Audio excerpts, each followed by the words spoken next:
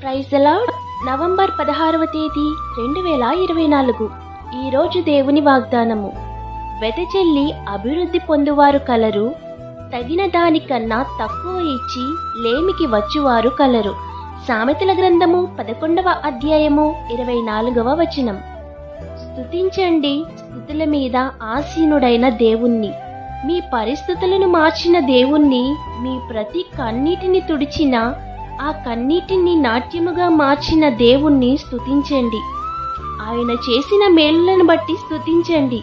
విశ్వాసముతో మాట్లాడండి, విశ్వాసముతో మొదలు పెట్టండి. అద్భుతం చూస్తారు. విశ్వాసంతో చేసింది ఏదీ పోదు. వాక్యంలో నిరర్ధకమైనది ఏదీ లేదు. ఎటువంటి పరిస్థితి అయినా మార్చగల సమర్థుడు మీ దేవుడు.